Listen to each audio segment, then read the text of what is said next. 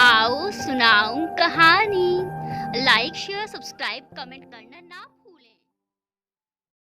आप देख रहे हैं दीवानगी एपिसोड 1। हेलो दोस्तों, कैसे हैं आप सब? उम्मीद करते हैं आप सब अच्छे होंगे। तो एक बार फिर से हम सब युवराज विला के मेंबर्स बनने जा रहे हैं। हम सब के फेवरेट कपल युवराज श्रद्धा की नई पेशकश दीवानगी में। इतना प्यार देने के लिए आपका ढेर सारा शुक्रिया दोस्तों। कहानी शुरू करने से पहले कहानी के बारे में थोड़ी सी बात कर लेते हैं ताकि किसी को भी कोई कंफ्यूजन ना हो। और अगर होगी तो प्लीज कमेंट करके क्लियर कर लेना, हम रिप्लाई जरूर देंगे। दीवानगी एक ऐसी प्रेम कहानी है जिसमें युवराज सिंह राठौर की दीवानगी की कोई हद ही नहीं होगी, वो भी सस्पेंस थ्रिलर तड़के के साथ। ये युवराज सिंह राठौर की पिछली कहानियों से थोड़ा हटकर है। हाँ, इसमें थोड़ी सी झलक ऐतराज की देखने को मिल सकती है, लेकिन अलग तरीके से। और आपको ये भी बताते चलें कि दीवानगी के प्लॉट के हिसाब से युवराज सिंह राठौर बाकी कहानियों से उम्र में थोड़े कम है और श्रद्धा उम्र में थोड़ी ज्यादा है। मतलब दोनों की उम्र में केवल 2-3 साल का फर्क है, क्योंकि इसमें दोनों का अतीत होगा एक दूसरे के साथ, वो भी कॉलेज का, जो कि बहुत खूबसूरत होने वाला है दोस्तों। और भी बहुत कुछ अलग देखने को मिलेगा। और हाँ, एक बात और, जो ऐतराज के बाकी किरदार थे वो भी दीवानगी में होंगे, क्योंकि किसी और किरदार को लेकर वो बॉन्डिंग ही नहीं आ पाई जो उनके साथ थी। तो युवराज के दोस्त संजय अर्जुन भी साथ होंगे और साथ साथ पड़ोसी भी, इनके साथ इनकी नायिकाएं जो ऐतराज में थी।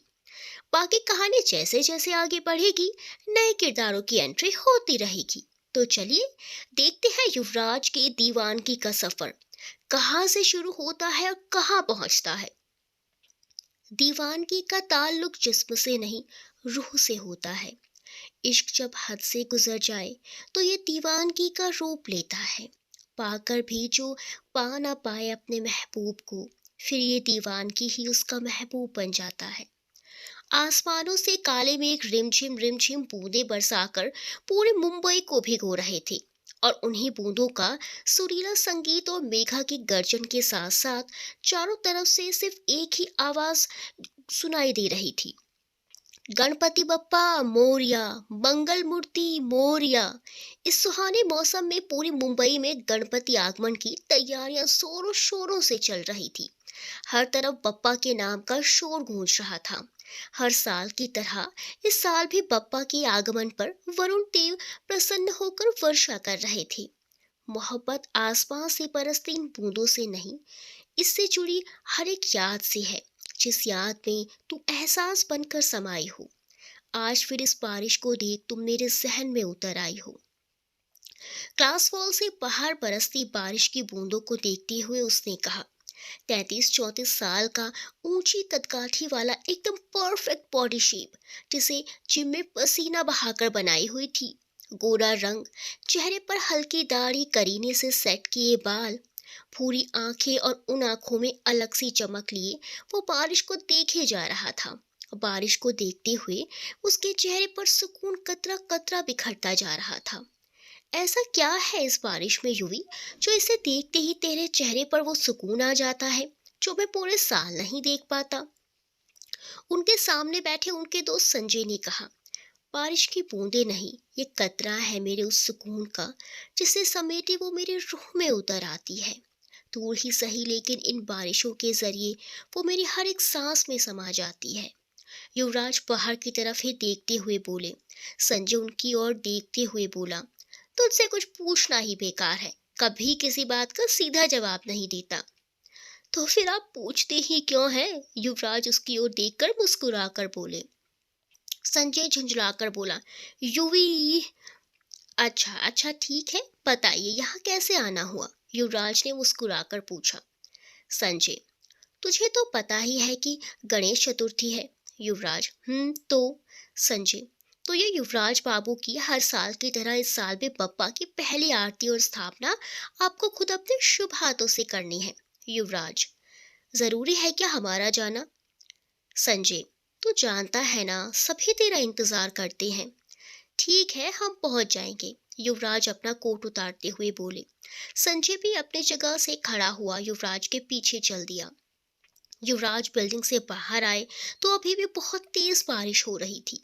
मैं ड्राइवर के साथ जा रहा हूँ, तो खुद चला जाएगा ना? मतलब तुझे कोई प्रॉब्लम तो नहीं है ना? संजय ने युवराज से पूछा। संजय को बारिश में थोड़ा कम दिखता था। युवराज, ठीक है, तुम जाओ, हम चले जाएंगे। उनकी बात सुनकर संजय ड्राइवर के साथ चला गया। युवराज ने पार्किंग से अपनी गाड़ी निकाली और सड़कों की तरफ मोड़ दी। उन्होंने गाड़ी के ग्लास नीचे कर दिए, जिससे बारिश की बूंदों की हल्की हल्की फुहारें उनके चेहरे पर पड़ रही थी। बाहर मेघा पूरी रफ्तार से बूंदें बरसा रहे थे और एक अंधेरे कमरे में एक लड़की के चीखने चिल्लाने की आवाजें कमरों की दीवारों को चीरे जा रही थी। छोड़ दो मुझे प्लीज, मैं पागल नहीं हूँ, छोड़ दो प्लीज, कोई मुझे बचाओ प्लीज। एक स्याह कमरे में बदहवास हालत में बैठी वो चिल्लाए जा रही थी, लेकिन कोई उसकी पुकार सुनने वाला नहीं था। उसके सामने एक औरत नर्स की सफेद साड़ी पहने आई और उसके सर पर ईसीटी बैंड पहना दिया। प्लीज मुझे शॉक मत दो, प्लीज सर में बहुत दर्द है, प्लीज मुझे शॉक मत दो, मैं पागल नहीं हूँ, मुझे जाने दो, मुझे यहाँ नहीं रहना, प्लीज मुझे जाने दो। वो उस औरत के सामने रोई जा रही थी, लेकिन उसकी बात सुनने वाला वहाँ कोई नहीं था। उस औरत को तो जैसे कुछ सुनाई ही ना दिया हो। उसके साथ खड़े डॉक्टर का कोट पहने एक लड़के ने मशीन ऑन की और उस लड़की को इलेक्ट्रिक शॉक देने लगी, और इसी के साथ दिल दहला देने वाली उस लड़की की चीखें पूरे कमरे में गूंजने लगी। वो बार बार ईसीटी बैंड अपने सर से निकालने की कोशिश कर रही थी, लेकिन उसे छूते ही उसके हाथों में भी करंट लग रहा था। कुछ देर तक उसने बर्दाश्त किया, चिल्लाती रही और फिर अंत में वो चिल्लाते हुए बेहोश हो गई। उसके बेहोश होने के बाद वो औरत बोली, आखिर कब तक इस लड़की को इतना कुछ बर्दाश्त करना पड़ेगा? हम इसके लिए कुछ कर नहीं सकते क्या? डॉक्टर, नहीं कर सकते, हम मजबूर हैं। इसकी दिमागी हालत उस वक्त बिल्कुल ठीक थी जब इसे यहाँ लाया गया था, लेकिन अब क्या डॉक्टर? नर्स ने हैरानी से पूछा। अब इसकी दिमागी हालत पूरी तरह से तो नहीं, लेकिन आधी खराब हो चुकी है। अगर इसे यहाँ से बाहर निकाल दिया जाए तो ये ठीक भी हो सकती है, लेकिन हम कुछ कर नहीं सकते।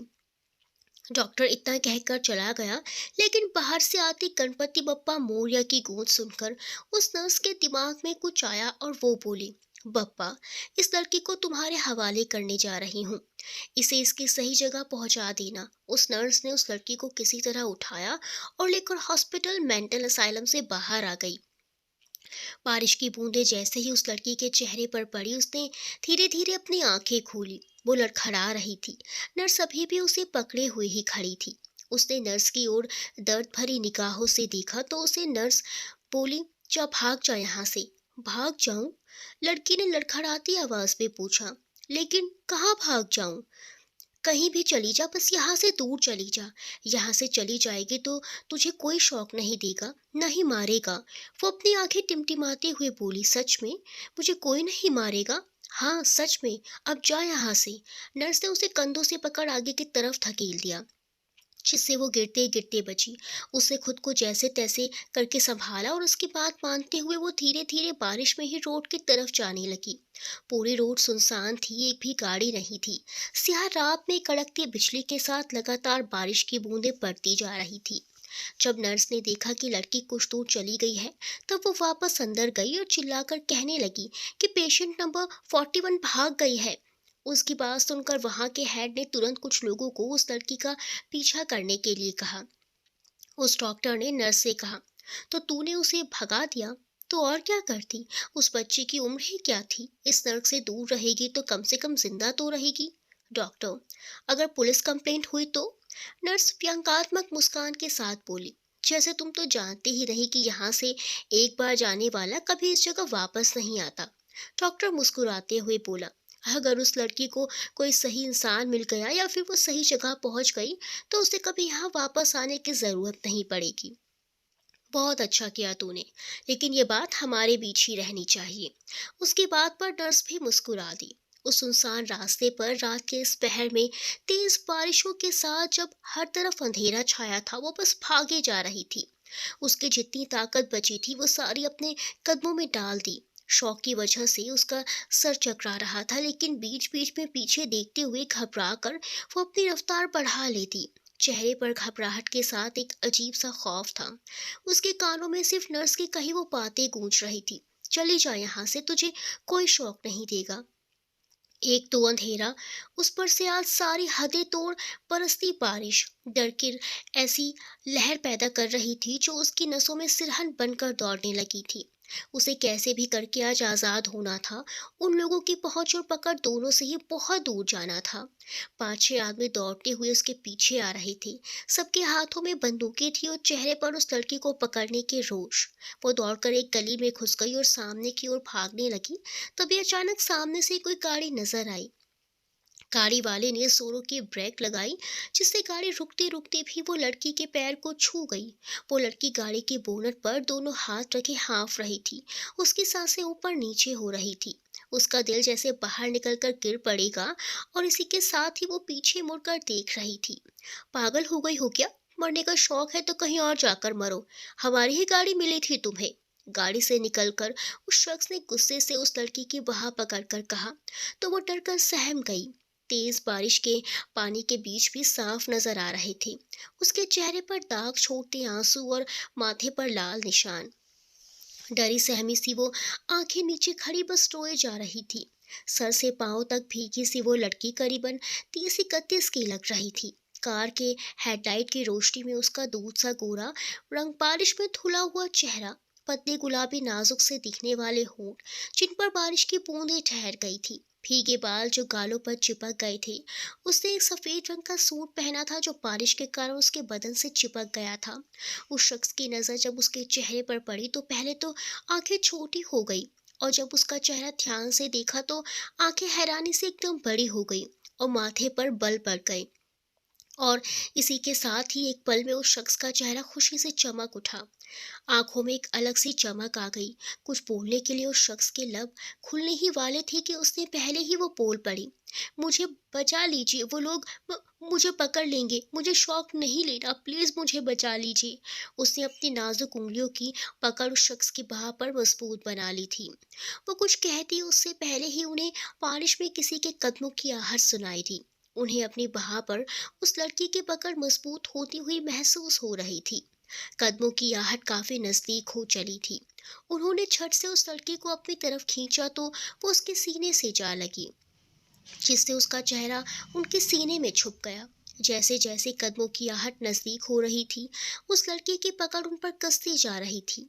उसने जोरों से उनके कोट की कॉलर को पकड़ रखा था। जब कदमों की आहट एकदम उनके पीछे महसूस हुई तो उसने अपना चेहरा पूरी तरह उनके कोट में छुपा लिया, जो एक ही पल में उस शख्स की धड़कनों को बेचैन कर गया। उनके हाथ उस लड़की को समेटने के लिए आगे बढ़े, लेकिन फिर हथेलियां मुट्ठी में भींचकर अपने हाथ पीछे कर लिए।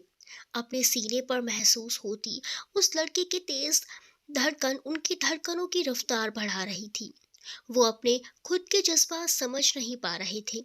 उनकी जिंदगी उनकी बाहों में थी, ये सिर्फ एक सपना सा लग रहा था उन्हें। उस लड़की की पकड़ उन पर और ज्यादा मजबूत होती जा रही थी। तब तक वो आदमी उन दोनों के सामने आकर खड़े हो गए। इस लड़की को हमारे हवाले कर दो, वरना तुम भी जान से जाओगे, उनमें से एक ने कहा। अभी तक जो खुशी और प्यार भरे भाव उनके चेहरे और जो चमक आंखों में थी वो मानो दहकती अंगारों में बदल गई। और उन लोगों को देखते हुए एक एक अल्फाज चबाते हुए बोले, ये लड़की कहीं नहीं जाएगी, और अगर तुम लोग अभी के अभी यहाँ से नहीं गए तो तुम सब जरूर अपनी जान से जाओगे। उनमें से एक बोला, भाई ये लौंडा कुछ ज्यादा ही हीरोगिरी कर रहा है, इसे सबक सिखाना ही पड़ेगा। इतना कहकर वो आदमी उनकी और उस लड़की की तरफ बढ़ा। उसने जैसे ही उस लड़की को पकड़ने के लिए अपना हाथ आगे बढ़ाया तो चटाक और चीखों की आवाज फिजा में गूंज उठी, क्योंकि उन्होंने उसका हाथ पकड़कर पीछे कर दिया और उसके हाथ की हड्डी टूट गई। उन्होंने अपना कोट निकाल कर उस लड़की को पहनाया और अपने पीछे कर दिया। वो डरी सहमी सी उनके पीछे खड़ी हो गई।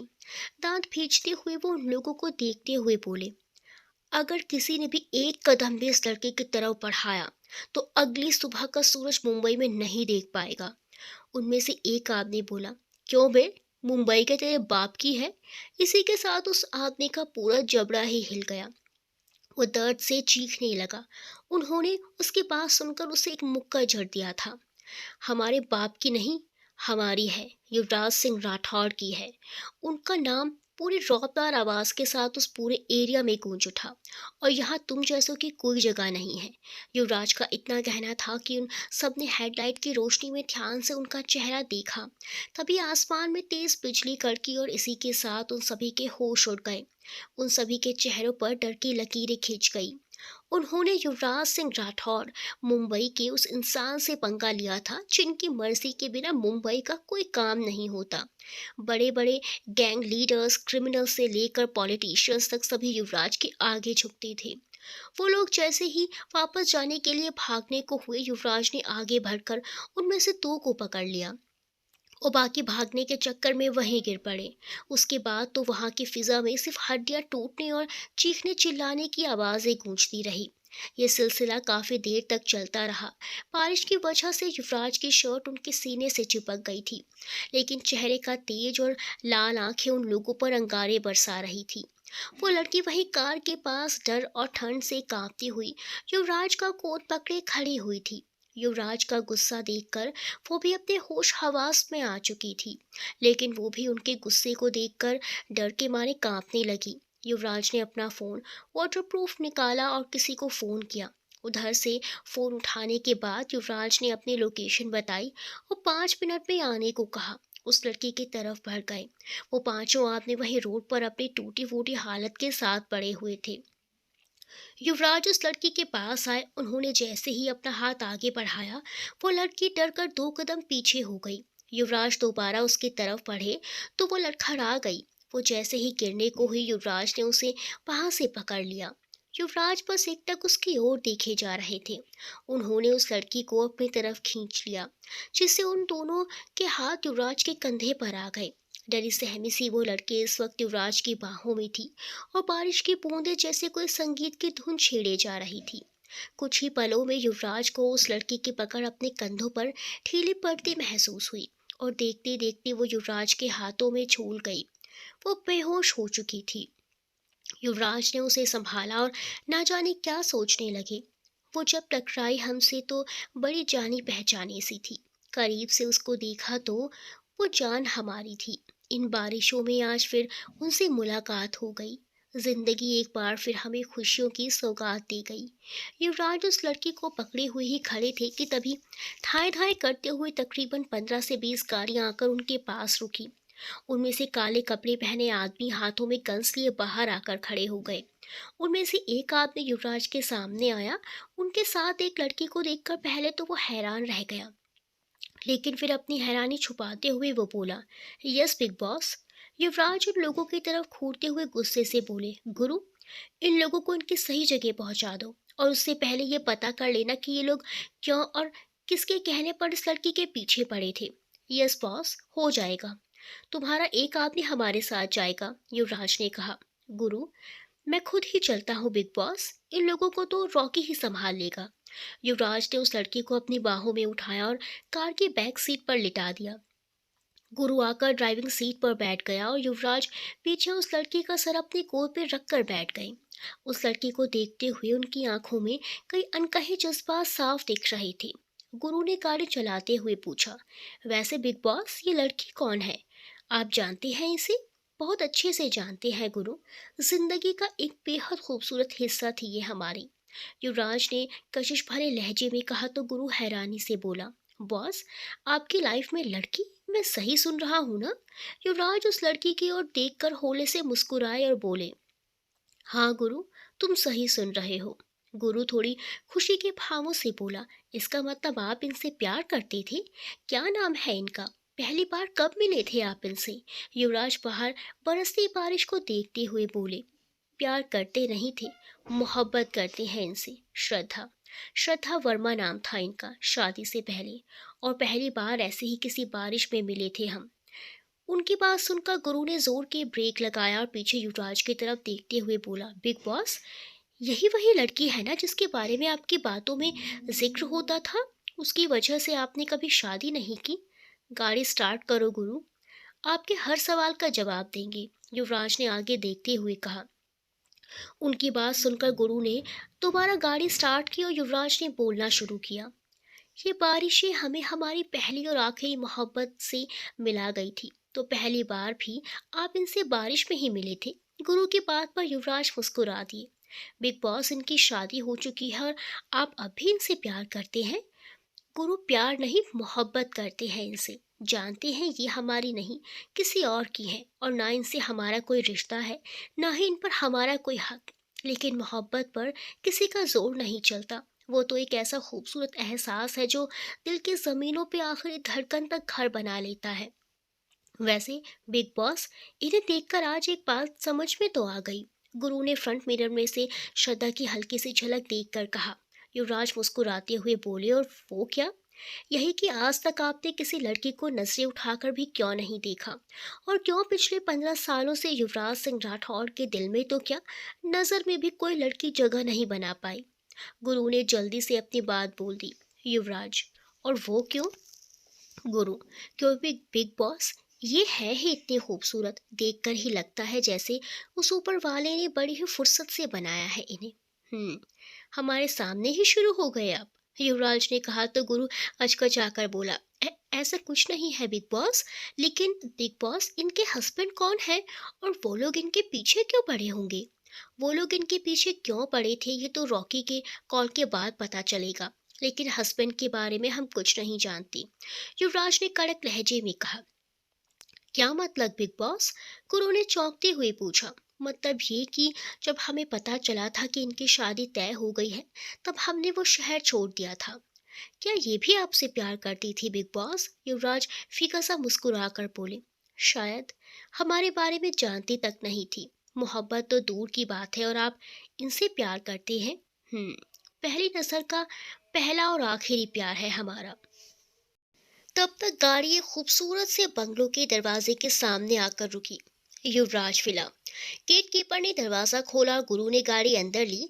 एक बड़े से गार्डन से गुजरते हुए गाड़ी विला के मेन गेट पर आकर रुकी। इतने में दरवाजा खुल चुका था। युवराज उसको अपनी गोद में उठाकर गाड़ी से बाहर निकले। अपने मालिक के साथ एक लड़की को देखकर मेन गेट खोलने वाला सर्वेंट हैरान रह गया। युवराज उसको अपने बाजुओं में लेकर विला के अंदर दाखिल हो गए।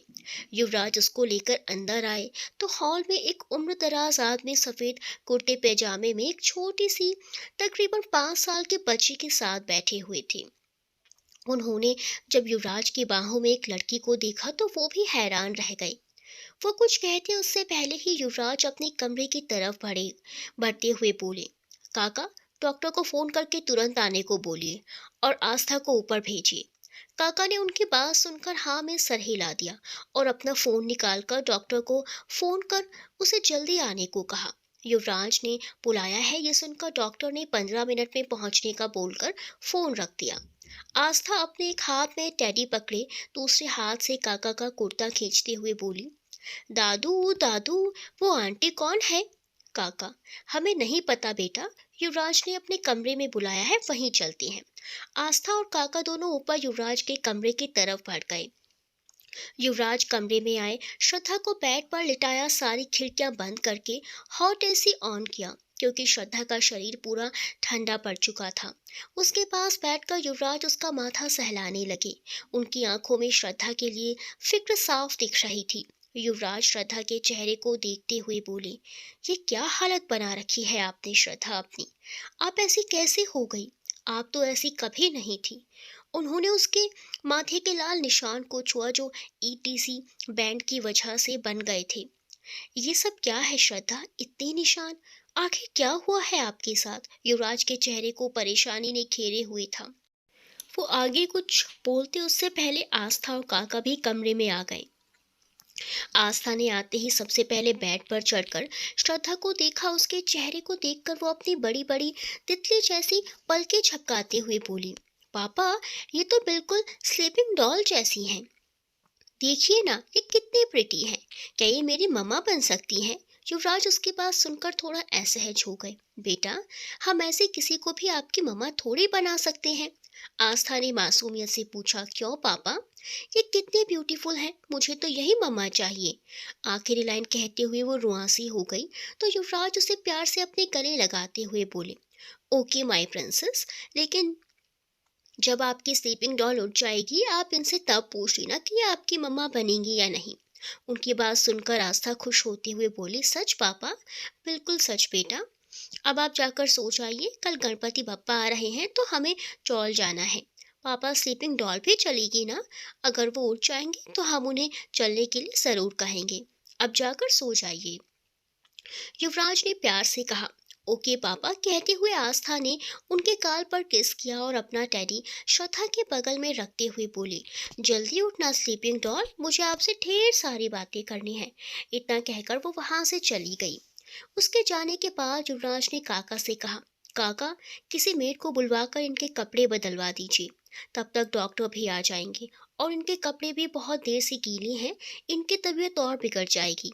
काका, युवराज इनके लिए कपड़े हम दे देंगे, आप किसी मेड को भेजिए, युवराज ने कहा तो काका उनकी बात सुनकर वहां से चले गए। युवराज ने एक नज़र बेहोश पड़ी श्रद्धा पर डाली और अपने वॉर्डरोब में घुस गए। पूरे वॉर्डरोब में फॉर्मल से लेकर घर में पहने जाने वाले सभी तरह के कपड़े, घड़ी, जूते, परफ्यूम वगैरह मौजूद थे। युवराज थोड़ा आगे बढ़े तो वहाँ लड़कियों के सूट, साड़ी से लेकर मॉडर्न शॉर्ट ड्रेसेस तक सभी तरह के कपड़े रखे हुए थे। युवराज ने उसमें से एक नाइट सूट निकाला और खुद कपड़े चेंज करके बाहर आ गई। बाहर एक मेड पहले ही उनका इंतजार कर रही थी। युवराज ने उसे वो कपड़े पकड़ाए और दरवाजा बंद करके बाहर चले गए। उन्होंने कॉरिडोर से नीचे झांका तो काका सोफे पर एक ट्रे सामने टेबल पर रखकर बैठे हुए थे। युवराज नीचे आए और उनके सामने वाले सोफे पर बैठ गए। काका ने उन्हें देखा और फिर चाय बनाते हुए बोले, आप श्रद्धा को घर लेकर आए हैं, इसका नतीजा जानते हैं आप? युवराज ने एकदम हैरानी से उन्हें देखकर पूछा, आपको कैसे पता कि वो श्रद्धा है? उन्हें आखिरी बार देखे हुए तो कितने साल हो गए। बेटा, आपकी मोहब्बत भूल जाऊं तो काहे का काका। वैसे एक बात बताइए, इतने सालों बाद आज अचानक श्रद्धा यहाँ कैसे? ज्यादा तो अभी कुछ पता नहीं काका, लेकिन कहते हुए युवराज ने उन्हें पूरी बात बता दी। उनकी पूरी बात सुनकर काका कुछ सोचते हुए बोले, बहुत कुछ हुआ है श्रद्धा की बीती जिंदगी में हमारे जाने के बाद। पहले वो पता करो, उसके बाद देखते हैं। लेकिन एक बात है युवराज जो मुझे लगता है कि सही है। क्या काका? मुझे ये लगता है कि शायद श्रद्धा अब अपने पति के साथ नहीं है, या तो वो उससे अलग हो गई या फिर डाइवोर्स। और आपको ऐसा क्यों लगता है काका? युवराज ने पूछा। जितना आपने अभी बताया उसके हिसाब से अंदाजा लगाया है, बाकी आप सब कुछ पता करो उसके बारे में कि क्या हुआ है और क्या नहीं, क्योंकि श्रद्धा को साथ रखने या वापस भेजने के लिए सब कुछ जानना बहुत ज़रूरी है। युवराज ने उनकी बात पर सहमति जता दी। तब तक डॉक्टर्स भी आ गए। युवराज ने उन्हें देखा और अपना कप रखकर काका और डॉक्टर के साथ ऊपर कमरे की तरफ बढ़ गए। युवराज के कमरे में एक लड़की को देखकर डॉक्टर भी हैरान रह गई। युवराज सिंह राठौर जो लड़कियों से कोसों दूर रहा करते थे, आज उनके घर में उनके कमरे में एक लड़की का होना किसी अजूबे से कम नहीं था। डॉक्टर ने नजर श्रद्धा को देखा और फिर काका की तरफ। काका ने डॉक्टर को चुपचाप श्रद्धा को चेक करने का इशारा किया तो उसने एक नज़र युवराज पर डाली, जो बेचैनी से श्रद्धा को ही देखे जा रहे थे। डॉक्टर श्रद्धा के पास बैठी और उसकी नब्ज थाम कर देखने लगी। उसके साथ आई नर्स चुपचाप एक कोने में खड़ी थी। डॉक्टर ने श्रद्धा को नॉर्मली चेक किया और युवराज से बोली, मिस्टर राठौड़, आप थोड़ी देर के लिए बाहर जाइए, हमें इन्हें प्रॉपरली एग्जामिन करना होगा और कुछ टेस्ट के लिए सैंपल्स भी लेने होंगे। युवराज उनकी बात का मतलब समझते हुए काका के साथ बाहर आ गए। नर्स ने दरवाज़ा बंद किया और डॉक्टर से बोली, डॉक्टर, आपको ये अजीब नहीं लगता? डॉक्टर अपना स्टेथोस्कोप पहनते हुए बोली, क्या यही कि मिस्टर राठौर की विला में एक लड़की, और वो भी ऐसी हालत में? मैं और आप क्या पूरी मुंबई जानती है कि मिस्टर राठौर लड़कियों से कितना दूर रहते हैं। फिर ऐसे में एक लड़की का उनके विला में होना, कहीं मिस्टर राठौर इनसे प्यार तो नहीं करते? डॉक्टर श्रद्धा को देखकर मुस्कुराते हुए बोली, अगर करते भी होंगे तो ये है ही इतनी खूबसूरत कि कोई भी एक नज़र में दीवाना हो जाए।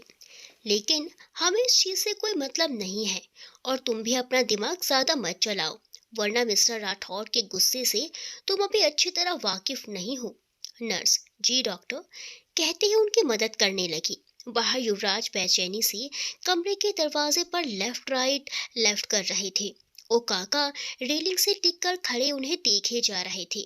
युवराज, आपके यूं लेफ्ट राइट करने से डॉक्टर जल्दी नहीं आ जाएगी, और ना ही श्रद्धा को होश आ जाएगा। युवराज बेचैनी से बोले, काका, उन्हें ऐसी हालत में नहीं देख सकते हैं हम, और हमें कुछ समझ नहीं आ रहा है कि आखिर उनके साथ हुआ क्या है। तो मुंबई पर क्या सिर्फ कहने के लिए युवराज सिंह राठौर का राज है?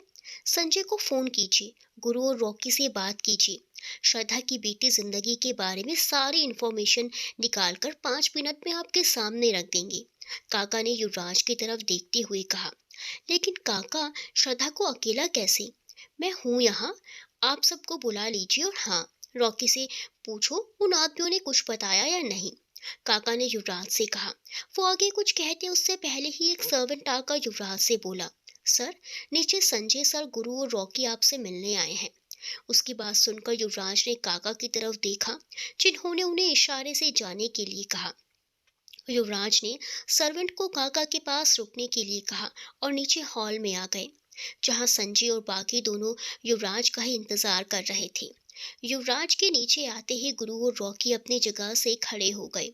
युवराज ने उन्हें बैठने का इशारा किया और खुद भी अपनी जगह पर बैठ गए। संजय, जो चाय की चुस्कियां ले रहा था, वो युवराज को देखते हुए बोला, तू आज श्रद्धा से मिला? उसे घर भी लेकर आया है? आखिर बात क्या है युवी? और वो ठीक तो है ना? बस अचानक से मुलाकात हो गई। डॉक्टर उन्हें चेक कर रही हैं, वही बताएंगी श्रद्धा कैसी है। संजय ने फिर रॉकी की तरफ देखकर पूछा, कुछ पता चला उन आदमियों से कि श्रद्धा के पीछे क्यों पड़े थे? नहीं बॉस, रॉकी और गुरु युवराज को बिग बॉस और संजय को बॉस कहकर बुलाते थे। उन लोगों ने इतना बताया कि श्रद्धा मैम एक मेंटल हॉस्पिटल से भागी थी, और उन्हें पकड़ने के लिए ही वो लोग उनके पीछे थे। लेकिन मैम बिग बॉस से टकरा गई, और फिर आगे तो आपको पता ही है। उसकी बात सुनकर संजय और युवराज के माथे में बल पड़ गए, और एक दूसरे को आंखें फाड़ कर देखने लगे। युवराज ने कांपती हुई आवाज में पूछा, मेंटल हॉस्पिटल से भागी हुई? Yes big boss, mental hospital, Rocky ने कहा तो संजय ने हैरानी से युवराज को देखते हुए पूछा, युवी, ये सब क्या हो रहा है? श्रद्धा मेंटल हॉस्पिटल में कैसे? गुरु बीच में बोला, मैं बताऊं बॉस, अगर सब कुछ पता कर लिया है तभी बोलना, आधी अधूरी बात हमें पसंद नहीं है। युवराज ने कड़क लहजे में कहा, यस बॉस, सब कुछ पता कर लिया है, आपके अंदर जाते ही इसी काम पर लग गया था। तो अब क्या मुहूर्त निकलवाऊं? जल्दी जल्दी बता ना यार। संजय ने कहा तो गुरु ने उसकी बात सुनकर बोलना शुरू किया। जैसे जैसे वो श्रद्धा के बारे में बताता जा रहा था, वैसे वैसे युवराज के चेहरे के भाव बदलते जा रहे थे। आंखों में गुस्से के साथ आंसू और चेहरे पर चिंता की लकीरें पड़ गई। गुरु ने जैसे ही अपनी बात खत्म की, युवराज से पहले ही संजय बोल पड़ा, उस कमीने को तो मैं जिंदा नहीं छोड़ने वाला। रॉकी, अपने आदमियों को भेजकर उसे उठवा लो। नहीं संजय, कोई कुछ नहीं करेगा, युवराज उसे रोकते हुए बोले।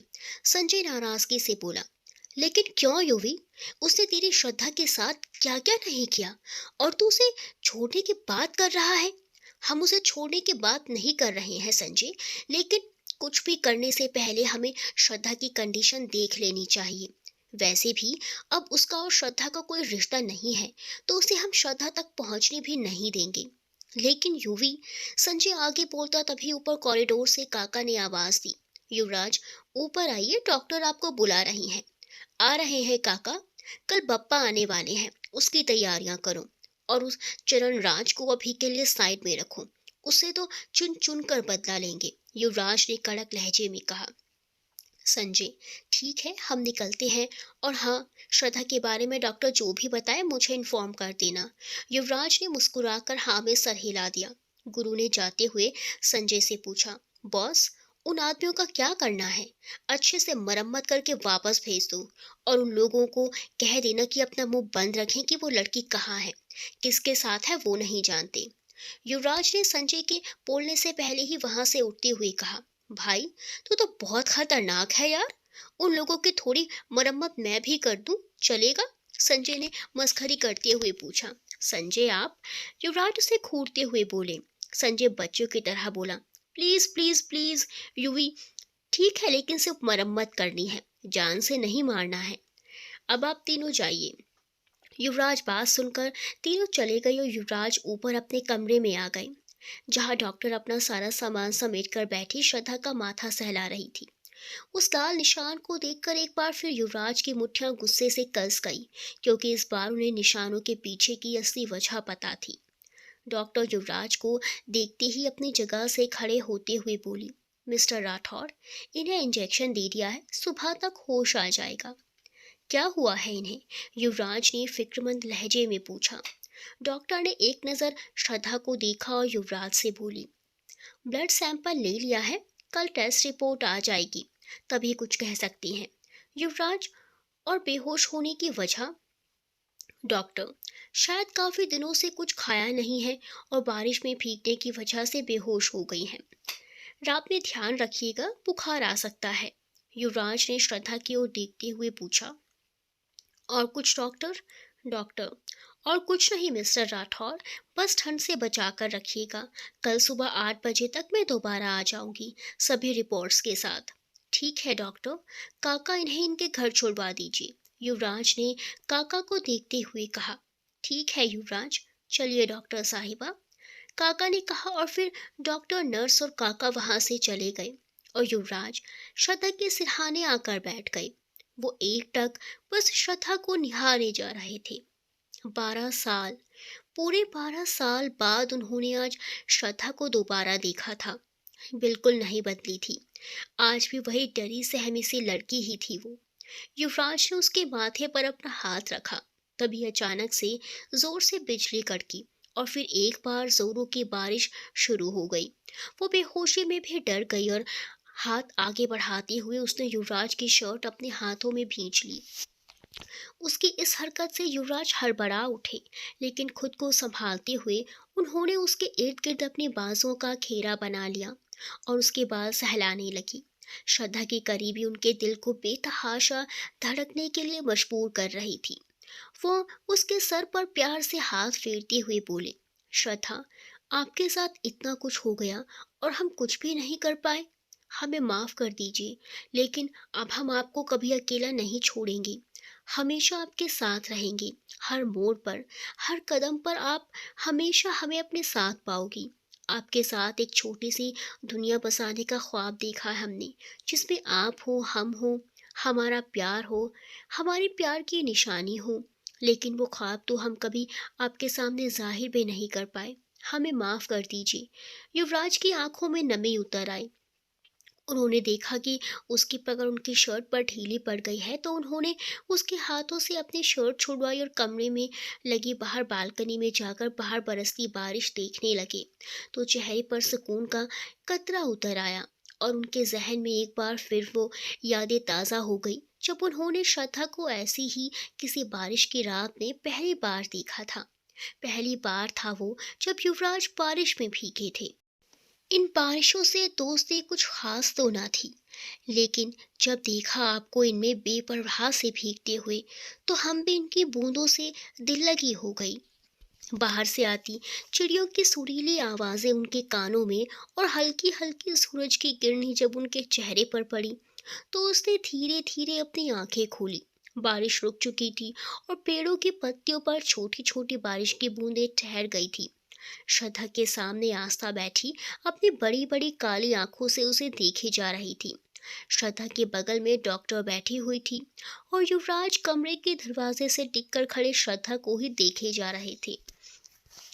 डॉक्टर ने श्रद्धा से पूछा, आप ठीक हैं? श्रद्धा ने धीरे से अपना हाथ उठाकर अपने सिर पर रखते हुए आंखें सिकोड़ते हुए कहा, मैं कौन हूँ, कहाँ हूँ, और आप सब, क्या आप मुझे जानते हैं?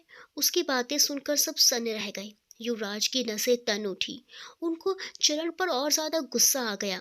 डॉक्टर को भी समझ नहीं आ रहा था कि वो श्रद्धा की बात का क्या जवाब दे। सबको चुप देख आस्था बोली, स्लीपिंग डॉल, आप जाग गई क्या? आप मेरी मम्मा बनेंगी?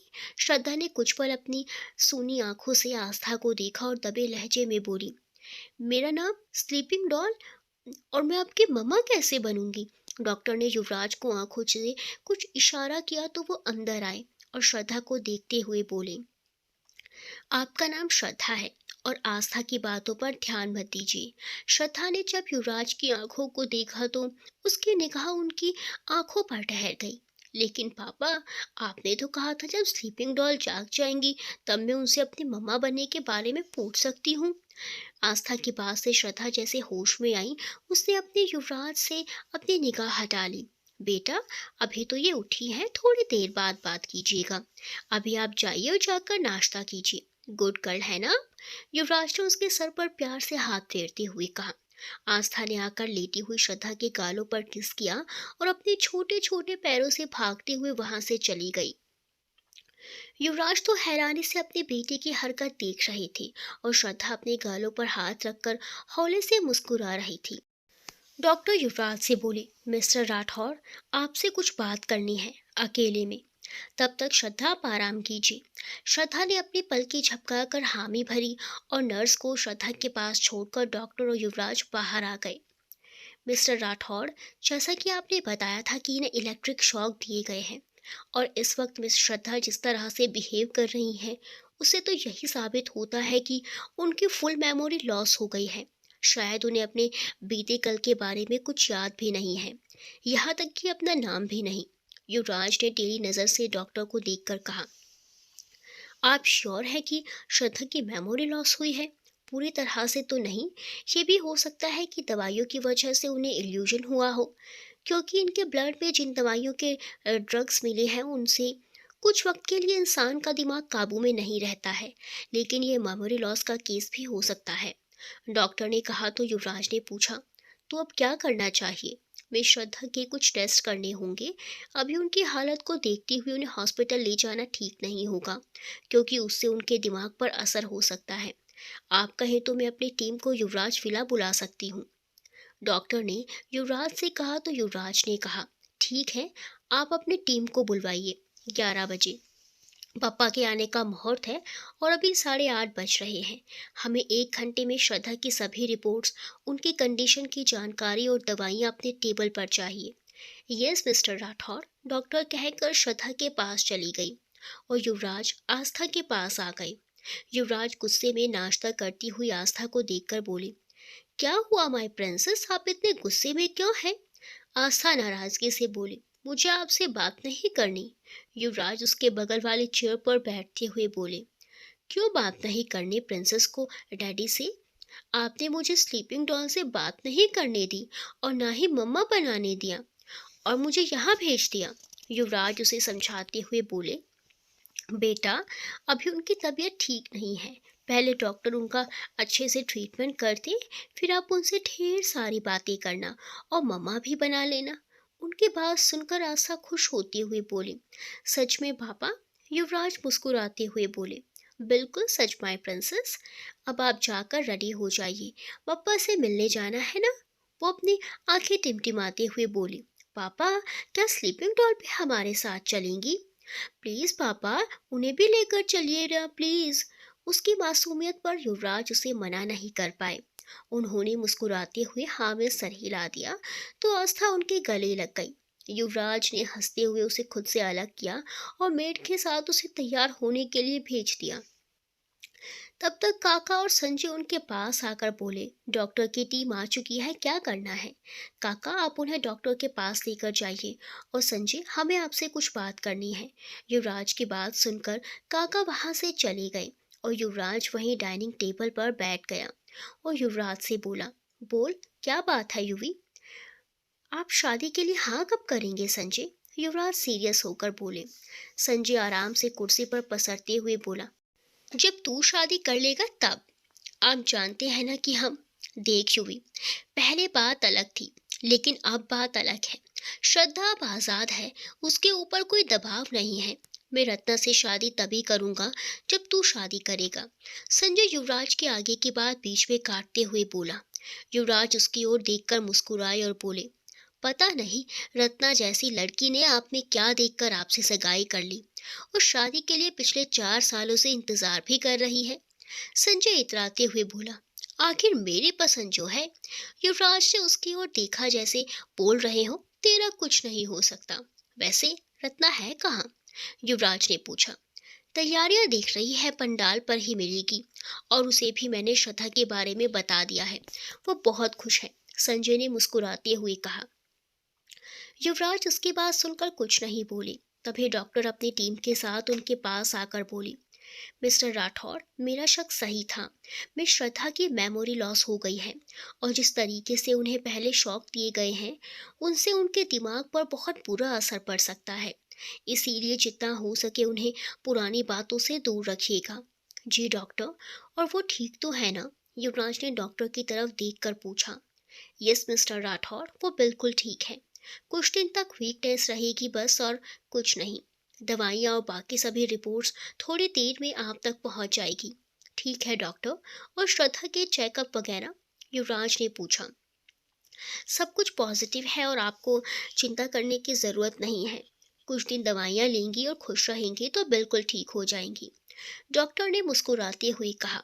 और उसकी मेमोरी डॉक्टर? संजय ने पूछा। खुद वापस आए तभी बेहतर है। आप वापस लाने की कोशिश ना करें। अब हम लोग चलते हैं, पंडाल पर मिलेंगे पूरी मुंबई के साथ, डॉक्टर ने कहा। तो उनकी बात सुनकर युवराज ने उन्हें जाने का इशारा किया और ऊपर श्रद्धा के पास चले गए। संजय ने भी रत्ना को फोन किया और श्रद्धा की हालत के बारे में बताने लगा। युवराज जब कमरे में आए तो श्रद्धा बेड के क्राउन से सिर टिकाए आंखें बंद किए बैठी थी। युवराज बेड के पास आए और बेड साइड चेयर पर बैठ गए, और वो इतने धीमे कदमों से अंदर आए कि श्रद्धा को उनके आने का पता ही नहीं चला। युवराज ने उसे आवाज देते हुए कहा, श्रद्धा। उनकी आवाज में कुछ अलग सी कशिश थी। उस कशिश भरी आवाज से अपना नाम सुनकर उसने आंखें खोली और युवराज की तरफ देखने लगी। दोनों की नजरें आपस में उलझ गई और पल वहीं थम गया। तभी युवराज ने अपनी नजरें फेर ली, जैसे वो होश में आई, और फिर से उनकी तरफ देखते हुए बोले, आप कौन हैं? ये महल आपका है? और मैं यहाँ कैसे आई? मुझे कुछ याद क्यों नहीं है? कहते हुए उसने झुंझलाहट के साथ अपने माथे पर हाथ रख लिया।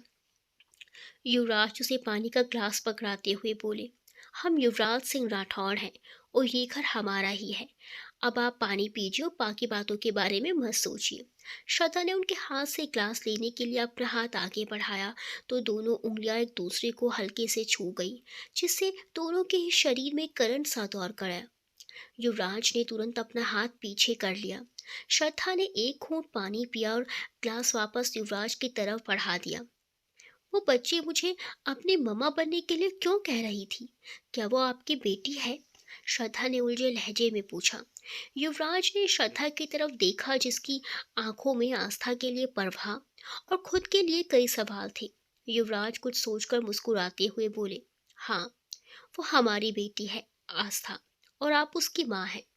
श्रद्धा उनकी बात सुनकर बोली, तो फिर मुझे कुछ याद क्यों नहीं है? और जब मैं उसकी माँ हूँ तो उसने मुझे अपनी मम्मा बनने के लिए क्यों बोला? युवराज ने मुस्कुराते हुए जवाब दिया, आपका एक छोटा सा एक्सीडेंट हो गया था, जिस वजह से आपको कुछ बातें याद नहीं है, और आप आस्था से नाराज थी और आपने कह दिया था कि आप उसकी मम्मा नहीं हैं, इसीलिए वो आपको दोबारा अपनी मम्मा बनने के लिए कह रही थी। उसने फिर सवाल किया, लेकिन मेरा एक्सीडेंट कब और कैसे हुआ था? कहते हुए अपने दिमाग पर जोर डालने लगी। तो युवराज उससे बोले, दिमाग पर जोर मत डालिए, वरना आपकी तबीयत और खराब हो जाएगी। आप इस वक्त अपने परिवार और अपनों के साथ हैं। श्रद्धा ने उनकी बात पर अपना सर हाँ में हिला दिया।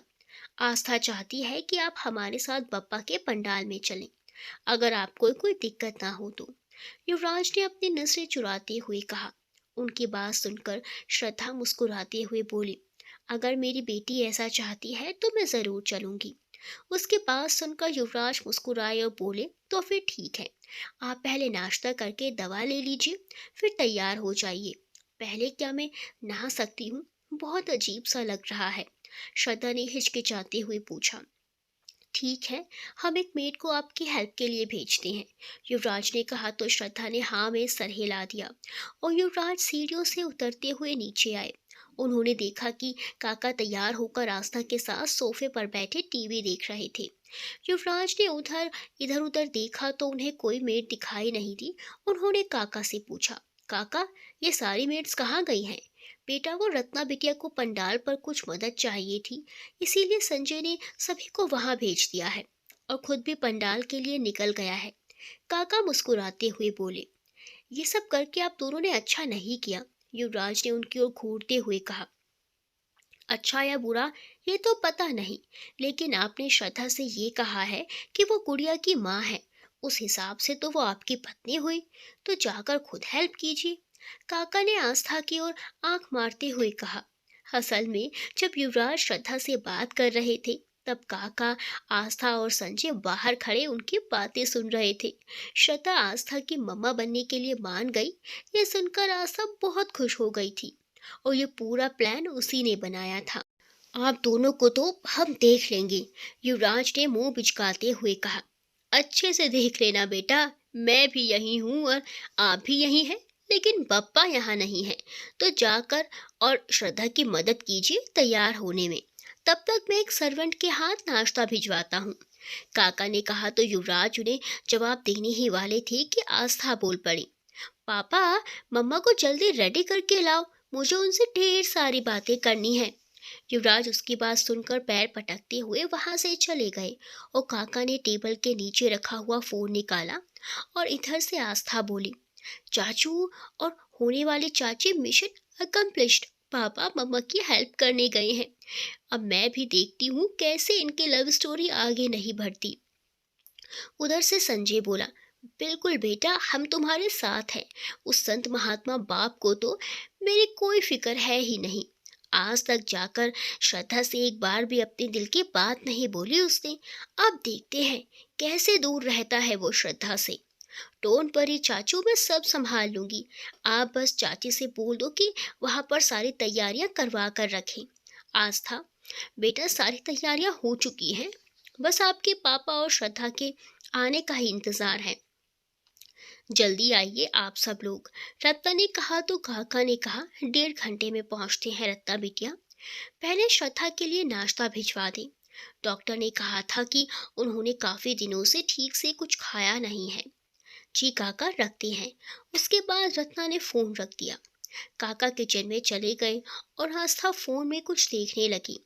युवराज कमरे में वापस आए तो देखा कि श्रद्धा टेबल पकड़कर उठने की कोशिश कर रही है। वो जैसे ही बेड से उठी तुरंत लड़खड़ा गई। युवराज तेज कदमों से चलते हुए उसके पास पहुंचे और उसे संभाल लिया। वो श्रद्धा को संभाल कर वापस बेड पर बैठाते हुए थोड़ी तेज आवाज में बोले, आराम से, कुछ चाहिए था तो हमें आवाज दे देती, अभी कमजोरी है। उनकी बातों से श्रद्धा के लिए उनकी परवाह साफ दिख रही थी। युवराज की खुद के लिए इतनी परवाह देखकर ना जाने क्यों श्रद्धा का दिल भर आया और आंखों में आंसू की कुछ बूंदें छा गई। युवराज ने उसकी आंखों की ओर देखा और आंसू भरी उसकी नजरों को देखते हुए बोले, क्या हुआ आपकी आंखों में ये आंसू? हमारी किसी बात का बुरा लग गया क्या? ऐसा है तो हम दोबारा आपसे तेज आवाज में बात नहीं करेंगे। बस अपनी इन आंखों में आंसू मत लाया कीजिए प्लीज। कहते हुए उन्होंने अपना हाथ श्रद्धा के चेहरे की तरफ बढ़ाया और फिर कुछ सोचकर पीछे करने को हुए तो श्रद्धा ने उनका हाथ पकड़कर अपने गालों पर रखते हुए बोली, हमें आपकी किसी बात का बुरा नहीं लगा, वो बस अपने लिए आपकी इतनी परवाह देखकर ना जाने क्यों दिल भर आया। युवराज उसकी ओर देखकर मुस्कुराए और बोले, लेकिन फिर भी हमें आपकी इन आंखों में आंसू अच्छे नहीं लगती। श्रद्धा ने एक पल के लिए सोचा और फिर पूछने लगी, तो फिर आपको हमारी आंखों में क्या अच्छा लगता है? युवराज अपने होंठ उसके कान के पास आकर उसके कानों में सरगोशी करते हुए बोले, आपकी इन आंखों में हमें सुरमे की धार पसंद है। युवराज की सांसें उसको अपनी गर्दन और कानों पर महसूस हो रही थी। उसके कानों दोनों कान भट्टी की तरह गर्म हो गए और दोनों गाल शर्म से लाल हो गए। युवराज ने अपना चेहरा दूर किया और उससे पूछा, क्या आप पहनेंगी? श्रद्धा तो चंद पलों पहले हुए उस मोमेंट के बाद अपनी नजरें भी नहीं उठा पा रही थी। वो नजरें नीचे किए अपने कांपते हुए होठों से बोली, "कु- कुछ कुछ भी पहन लेंगे।" युवराज उनकी ओर देखकर फिर मुस्कुराए और हाथ बढ़ाते हुए बोले, आइए हमारे साथ, खुद ही कुछ पसंद कर लीजिए। श्रद्धा ने अपने सामने पहले युवराज का हाथ देखा और फिर युवराज की तरफ देखा जो उसे अपना हाथ पकड़ने का इशारा कर रहे थे। उसने धीरे से अपनी हथेली उनके हाथ पर रखी और युवराज का सहारा लेकर धीरे धीरे खड़ी हुई। वो उनके साथ 2 कदम आगे बढ़ी लेकिन कमजोरी के कारण फिर से लड़खड़ा गई। युवराज ने उसका हाथ मजबूती से पकड़ा और उसे अपनी बाहों में उठा लिया।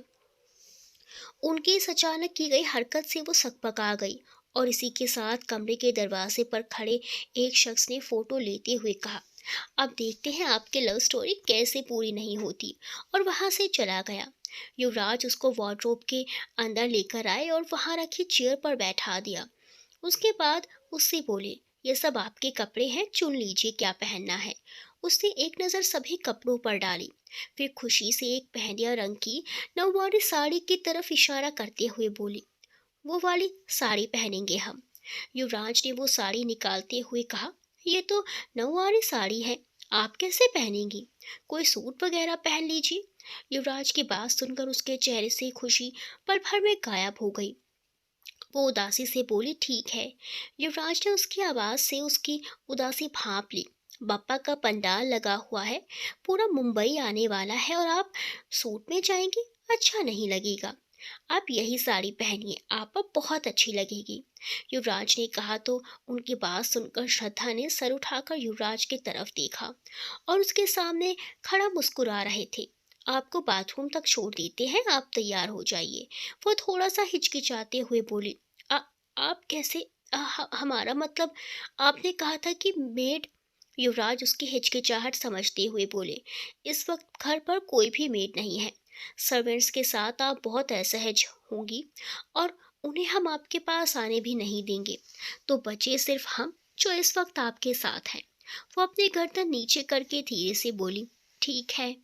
युवराज ने साड़ी ले जाकर बाथरूम में रखी, बाकी के गहने वगैरह कमरे में रखे और श्रद्धा को वापस अपनी बाहों में उठाकर बाथरूम में ले आए और उसे बाथ चेयर पर बैठा दिया और उससे बोले, ये साइड में हैंडल्स लगे हुए हैं, आपको कोई परेशानी नहीं होगी, जल्दी से नहाकर तैयार हो जाइए। श्रद्धा ने उनकी बात पर हाँ में सर हिलाया और युवराज बाथरूम से बाहर आ गए और बेड पर रखे उन गहनों को देखते हुए बोले, कभी उम्मीद भी नहीं की थी मैंने कि आज ये गहने उन्हीं पर सजेंगे जिनके नाम के थे। हर एक चीज़ आपकी पसंद की खुद चुनकर बनवाई थी, ये सोचकर कि आप ना सही लेकिन इनमें आपकी कुछ पुरानी बातें तो ढूंढ ही लेंगे। कभी उम्मीद भी नहीं की थी श्रद्धा हमने कि एक बार फिर आप हमारी ज़िंदगी में वापस आएंगी। इस बार आपके ऊपर हम किसी को बंदिशें नहीं लगाने देंगे और न अब आपके पैरों में मजबूरी की बेड़ियां पड़ने देंगे। जितना उस चरण ने आपको रुलाया है ना, उस एक एक कतरे आंसू का जवाब उसे देना होगा, लेकिन ये जवाब आप खुद मांगेंगी। इस बार आपको डरी सहमी से श्रद्धा नहीं, एक बहादुर श्रद्धा बनकर लड़ना होगा। हम हर मोड़ हर कदम आपके साथ होंगे, लेकिन सहारा नहीं बनेंगे। बहुत सह लिया आपने, अब बारी चरण की है और इंतज़ार हमें सिर्फ आपकी याददाश्त लौटने का है। उसके बाद हम बताएंगे उस चरण को एक लड़के की इज्जत और उसकी ज़िंदगी क्या होती है। अब आप वो बनेंगी जो बनने के आप काबिल थी, लेकिन वक्त ने आपसे वो मौका छीन लिया। मगर अब हर एक मौके को हम खुद आपके कदमों में लाकर रख देंगे। अब अपनी मोहब्बत को किसी के सामने झुकने नहीं देंगे। ये वादा है हमारा आपसे और खुद से, जारी है। देखते हैं आगे क्या होता है। पहला एपिसोड आपको कैसा लगा, कमेंट करके ज़रूर बताइएगा।